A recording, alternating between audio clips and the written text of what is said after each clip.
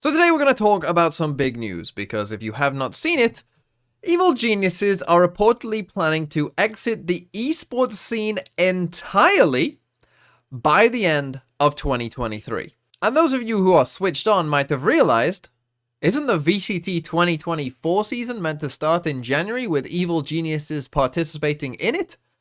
Well, yes. So what does this mean? Well, first, let's actually go through a kind of timeline of how we got here, right? And let's start at the point where EG win Champions 2023, right? A real high point for the entire organization, a massive tournament win, something they probably hadn't had, for a while at this point.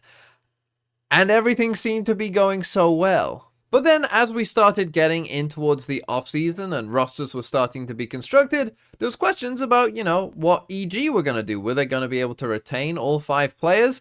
And stuff like this started coming out. The EG Valorant players reportedly offered 50% pay cut despite winning champions, and the players had a choice, either stay with EG on half your pay or go somewhere else. And just quickly at this point, let's mention those players, because at the moment it seems very heavily rumored that Boostio is going to 100 Thieves, and he will be taking that spot on the team, and that Demon 1 and Ethan are probably going to NRG as well. But the way that this has played out is EG has kept those players under contract that presumably will run out towards the start of the year or before VCT starts, but refuse to let those players go to actually go and scrim with those teams. So right now we're kind of just in an absolute limbo state with those teams who kind of can't actually fully play together because those players are still under contract, but those players will be leaving. And there was other things reported like this from Richard Lewis, that over the past year or so, it seems like a number of high-profile sponsors have quietly ended partnerships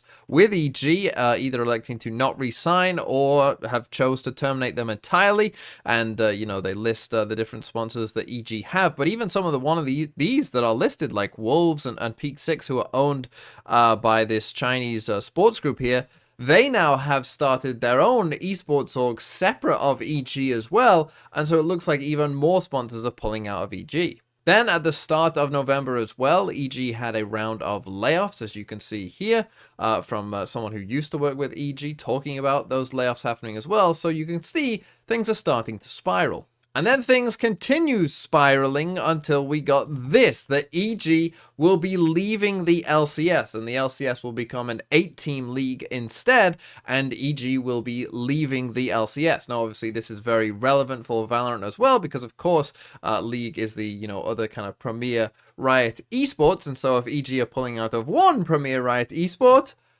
well, that maybe doesn't look too great for the other one. And in response to this news, you've got Zelsis here, saying remove them frauds from VCT2, talking about EG. And Kevin Hitt, an esports journalist here, says that I think that's happening too. Players sitting in contract jail is yet another thing to discuss with y'all. But then there's other things like this, where Corey and Stella possibly scrimming with EG, right? Where you've got Calm, Jogmo, Stella, and Corey all in a custom game together. Now, obviously, that doesn't necessarily have to be EG. It could be just a team that those guys are forming separate from EG, but maybe there's some potential there. And obviously, if EG were going to stay in any esport, it probably would be Valorant, because they're, getting some money to pay for the player salaries and whatnot. So if they did want to be in esports whatsoever, then Valorant, I would guess, would be the less standing one, most likely.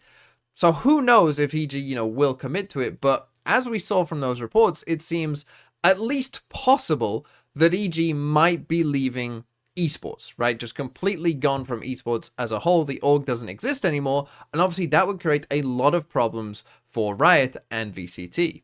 Because right now, of course, there are 10 partner teams in each of the leagues, and obviously we're adding kind of G2 for this next year, to play in the Americas League for next year, and you're going to have 11 teams.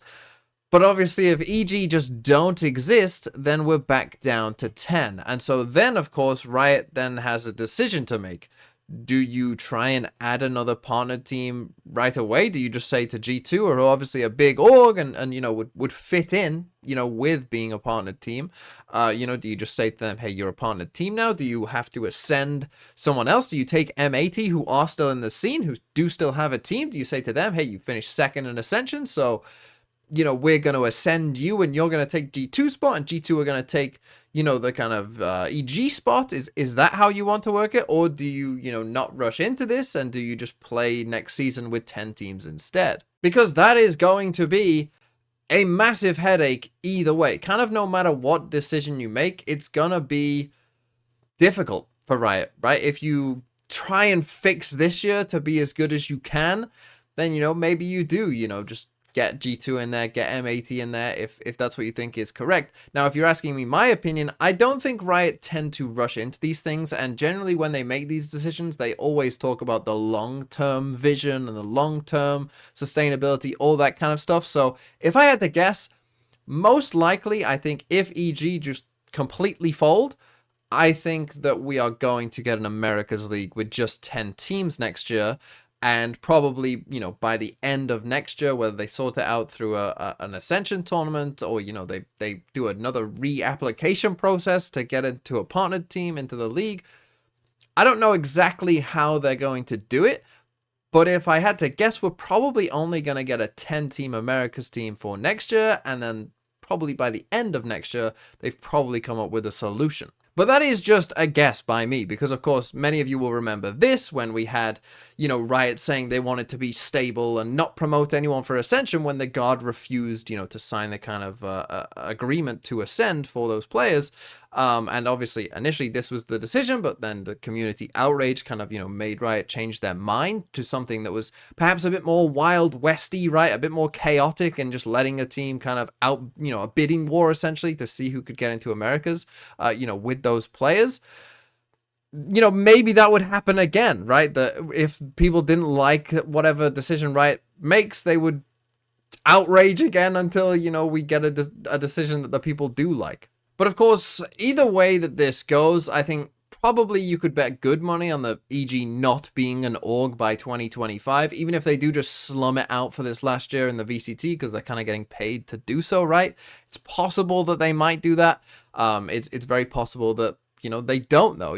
Some of those reports make it seem likely that EG will not be doing that and will just be completely leaving esports before that. And in which case, then, of course, we have that kind of similar problem with the God where, people weren't happy because it felt like the players who had earned that spot had been screwed.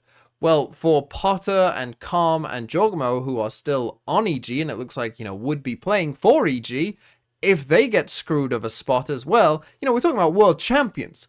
We're not talking about just, run of the mill, like, yeah, they're okay, but who, yeah. We're talking about the literal world champions of Valorant. So it's such a tough situation, again, potentially for Riot to figure out, and especially on such short notice, right? Because EG are playing in the Game Changers Championship as well, that starts in like a week, right? So if they are ending esports operations by the end of 2023, you're looking at like a month turnaround for Riot to try and figure out some kind of situation here, that has a massive impact potentially on the future of VCT. If they are just going to make someone else a partner team, obviously that's a pretty big deal.